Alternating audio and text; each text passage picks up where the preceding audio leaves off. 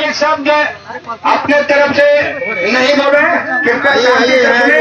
हम लोगों के बीच में सर का निर्देश है कि एक वक्ता आप लोग बात रखें, फिर हम अपनी बात को रखेंगे। तो हमारे बीच में शिवान जी पूरी तरीके से अपनी बात को रखेंगे, तत्पश्चात हमारे लोकप्रिय विधायक अपनी बातों को रखेंगे। धन्यवाद। हेलो, बहुत बहुत धन्यवाद संजय जी।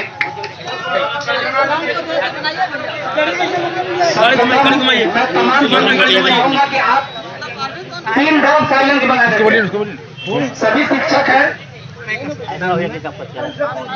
गाड़ी घुमा लीजिए थोड़ा सा, इधर घूम जाइए आराम से। आप वहाँ चलिए ना, वहाँ पर जो व्यवस्था है इसी व्यवस्था के बीच में हम लोगों को सर तक अपनी आवाज को पहुंचाना है, और सर तक आवाज पहुंच जाए यही हमारी ख्वाहिश है, यही हमारी मांग है। तख्ती ऊपर गिरे, तख्ती। सर, माननीय विधायक हमारे बीच उपस्थित है, और विधायक जी के भी मन में लग रहा होगा कि एकाएक हमारे दरवाजे पर इतनी भीड़ क्यों इकट्ठा हो गई। आज आपके दरवाजे पर यह भीड़ इकट्ठा करना हमारी मजबूरी है, क्योंकि पदाधिकारी और अधिकारीगण हमारे टेट पास सहायक अध्यापकों के साथ इस तरह से छल करते आ रहे हैं पिछले 1.5 सालों से। उन सारी बिंदुओं को विधिवत तरीके से आपके बीच की बातें आपको बताएंगे, थोड़ी सी लंबी होगी, लेकिन हमारे साथ जो ज्यादती हुई है, पहले पूर्व की सरकार जो बनी, रघुवर दास की जब सरकार, उसमें नीरा यादव शिक्षा मंत्री बने, प्रथम उच्च स्तरीय कमेटी बनी। प्रथम उच्च स्तरीय कमेटी ने टेट पास को सीधे सहायक शिक्षक बनाने का अनुशंसा किया। टेट पास सहायक अध्यापक हम लोग उस समय भी सहायक शिक्षक बनने से रह गए, और वो अनुशंसा मात्र अनुशंसा ही रह गई। आगे बढ़ करके फिर उनके सरकार में एक और उच्च स्तरीय कमेटी बनी। उस कमेटी में द्वारा वो कमेटी जो है बाकायदा ड्राफ्टिंग और एक नियमावली के रूप में प्रस्तुत किया। उसमें भी टेट पास को सीधे विधायक सीधे जो है वेतनमान देने की बात है, जो कि लिखित तौर पर आज भी हमारे बीच उपस्थित है। आगे चल करके सरकार बदलती है, उसमें पारा शिक्षक जो है अपना तन मन धन झारखंड मुक्ति मोर्चा को जिताने के लिए अपना तन मन धन लगा देती है। जिस समय भाजपा की सरकार चल रही थी, उस समय झारखंड मुक्ति मोर्चा के प्रवक्ता उतने प्रखर नहीं थे जितने पारा शिक्षक प्रखर थे। ये पारा शिक्षक बीजेपी के तमाम उन नीतियों का विरोध कर रहे थे, और कहीं न कहीं खुले मन से जेएमएम का सपोर्ट कर रहे थे, क्योंकि पक्ष की सरकार को जितना हम विरोध करेंगे, विपक्ष की भूमिका उतनी ही वहां महत्वपूर्ण होती जाएगी। यही सोचकर हमने माननीय हेमंत सोरेन जी को अपना दामन थामा कि नहीं, माननीय हेमंत सोरेन जी आएंगे, उनको 15 महीना का एक कार्यकाल मिला था, और उस छोटी सी कार्यकाल में हमें जो है बहुत सारी व्यवस्थाएं उन्होंने करके दिया था। हमें लगा कि ये सरकार जो वादा की है वो पूरा करेगी। हमारे दिवंगत शिक्षा मंत्री माननीय जगन्नाथ जी शिक्षा मंत्री बने, और उनके कार्यकाल में भी जो है पहली बैठक आयोजित हुई 5 फरवरी 2020 को। 5 फरवरी 2020 को पहली बैठक आयोजित होती है, और उस बैठक में भी टेट पास को सीधे वेतनमान देने की अनुशंसा कर दी जाती है, और फिर चीज रहता है प्रशिक्षित शिक्षकों के लिए।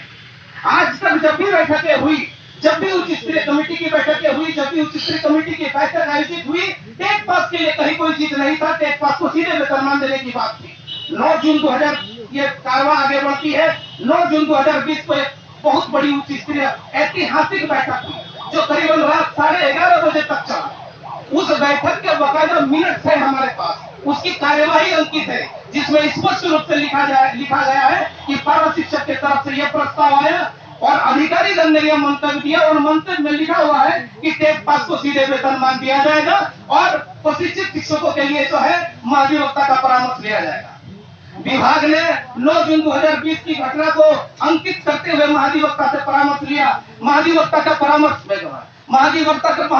परामर्श स्पष्ट रूप से अंकित है कि पारा टीचर्स, ट्रेंड पारा teachers who are qualified TET are given to the pay scale, government establishment pay scale।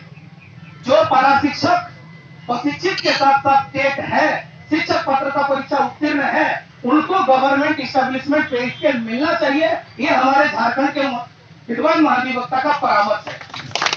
दुर्भाग्य है हमारा कि वो परामर्श, सरकार परामर्श लेती है, माननीय विधायक जी को भी ये संज्ञान में है कि महाधिवक्ता का परामर्श तभी लिया जाता है कि इस काम को सरकार को करने में कोई विधिक अड़चन तो नहीं है। और जब विभाग ने महाधिवक्ता का परामर्श ले लिया और विभाग को पता चल गया कि अगर टेट पास को वेतनमान दिया जाता है तो इसमें कोई विधिक अड़चन नहीं है, फिर भी हम वेतनमान से वंचित रह गए। महाधिवक्ता के परामर्श के आधार पर 7 अगस्त 2021 को एक ड्राफ्ट आती है। सर आपके बीच अभी प्रस्तुत करेंगे सारे कागजात। 7 अगस्त 2021 को एक ड्राफ्ट आती है, 6 पेज का वो ड्राफ्ट है, जिसमें भले वेतनमान पूर्ण नहीं है लेकिन वेतनमान समतुल्य मानदेय है, जिसमें जिक्र किया है वो विधि विभाग से भी पारित है और वित्त विभाग से भी जो है अनुशंसित है कि टेट पास पारा शिक्षकों को सीधे वेतनमान समतुल्य मानदेय दिया जाएगा 7th पे रिवीजन पर, और वो भी उसमें टीए भी अंकित है, एचआरए भी अंकित है। आपको जान करके हैरान होगा कि इतनी सारी कागजात हमारे पक्ष में होने के बावजूद भी आज हम लोग टेट पास सड़क पर है और वेतनमान से महरूम है। आगे बढ़ते हैं, हम लोग बड़े भाई का रोल अदा किए कि हमारे साथ साथ अगर प्रशिक्षित शिक्षकों को भी मिल जाता है, भाइयों को भी मिल जाता है तो कोई दिक्कत नहीं। तब तक हम अपना दिल थाम करके बैठे कि चलिए आगे बढ़ते हैं, बिहार नियमावली पे चलते हैं, सारे लोगों को मिल जाएगा। यही माननीय मंत्री जी उस समय बोले कि चलो बिहार चला जाए, टेट पास के लिए तो गारंटी है ही है, सबों के लिए वेतनमान की व्यवस्था करने के लिए आगे बढ़ते हैं। हम लोग बड़े भाई का रोल अदा किए, आगे बढ़े। 18 अगस्त 2021 को बिहार नियमावली, बिहार की पंचायत और प्रखंड स्तरीय नियमावली की कॉपी की ड्राफ्टिंग कमेटी बनी, 4 सदस्यीय ड्राफ्टिंग कमेटी, जिसकी भी कॉपी आपके समक्ष हम लोग प्रस्तुत करेंगे। और ड्राफ्टिंग कमेटी ने जो ड्राफ्ट किया वो ड्राफ्ट सभी लोगों को मालूम चल गया कि टेट पास को सीधे 2400 और 2800 वेतनमान देने की अनुशंसा ड्राफ्टिंग कमेटी ने कर दी और वो ड्राफ्ट भी हमारे बीच मौजूद है। माननीय विधायक जी, इन सारी बातों को देखते हुए भी अभी तक हम लोग वेतनमान से वंचित है। आप ही कहिए कि आज जो हम लोग हुजूम आपके बीच प्रस्तुत किए हैं क्या गलत कर रहे हैं, हमारे साथ ज्यादती हो रही है। आप 11 दिसंबर 2021 को जो ड्राफ्ट बनी थी, ड्राफ्टिंग कमेटी की जो ड्राफ्ट थी, वो एकाएक बदल जाती है और मानदेय बढ़ोतरी की ड्राफ्ट हमारे बीच प्रस्तुत कर दी जाती है। उस बीच आपके गिरिडीह में भी आप जो है हमारे बीच मध्यस्थता किए, पारा शिक्षक और सरकार के बीच में मध्यस्थता आपके द्वारा हुआ। हम लोग उसको तहे दिल से स्वीकार किए। आपने जो बोला हम लोगों ने स्वीकार किया कि ठीक है, इस बार इसको ले लो, आगे चल करके टेट पास के लिए हम एक बैठक का आयोजन करेंगे और टेट पास के लिए स्पेशल हम कुछ व्यवस्था आपके लिए करेंगे। लेकिन दुख तब होता है जब एक सहायक आचार्य नियुक्ति नियमावली लेकर के आती है सरकार, और उस सहायक आचार्य नियुक्ति नियमावली जो 2012 की नियुक्ति नियमावली को बिल्कुल बदल कर रख दी जाती है और पारा शिक्षक जो 8 से 4 तक विद्यालय में रहते हैं और एमडीएम से लेकर के तमाम काम को अंजाम देते हैं, वैसे पारा शिक्षकों से 8 घंटे और 9 घंटे और 3 पाली और 4 पाली में परीक्षा आयोजित करने की बात कही गई है हमारे शिक्षा सचिव महोदय द्वारा। आप समझेंगे कि क्या हमारे साथ क्या गुजर रही है कि 8 से 4 हम विद्यालय करेंगे।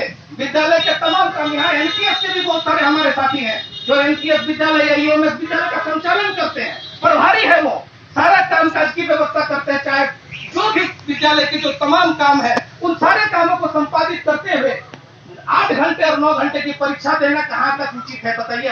दे सकेंगे आप? आज 50 साल की उम्र लोग पार कर गए, लोग 40-50 साल का उम्र पार कर गए हैं। लगभग लोगों के पास अगर एवरेज देखिएगा, आप अगर उठ करके भीड़ देखिएगा तो एवरेज किन्हीं के पास 10 साल की नौकरी है, किन्हीं के पास 5 साल की नौकरी है। आप अगर एवरेज देखेंगे तो 9 से 10 साल का एवरेज है। 9 से 10 साल ही हम लोग पेमेंट उठाएंगे, उससे ज्यादा पेमेंट नहीं उठाएंगे।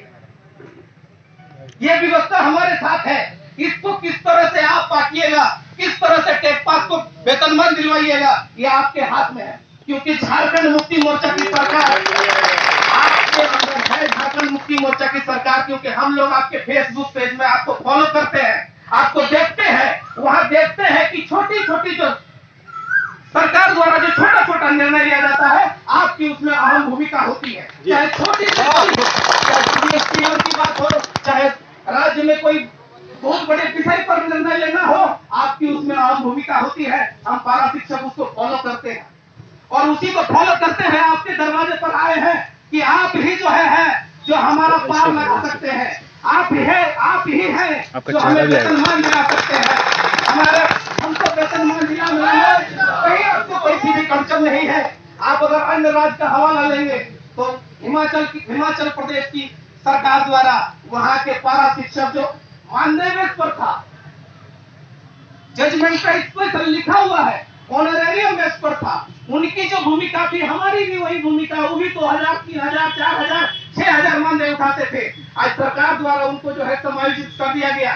थर्ड पार्टी जो है केस किया, सुप्रीम कोर्ट में हार कर चला आया कि नहीं भाई सरकार द्वारा उन्हें समायोजित किया गया है, दे आर एक्सटेंडेड टू तो असिस्टेंट टीचर, उनको डिनाई नहीं किया जा सकता कि वो असिस्टेंट टीचर नहीं बन सकते।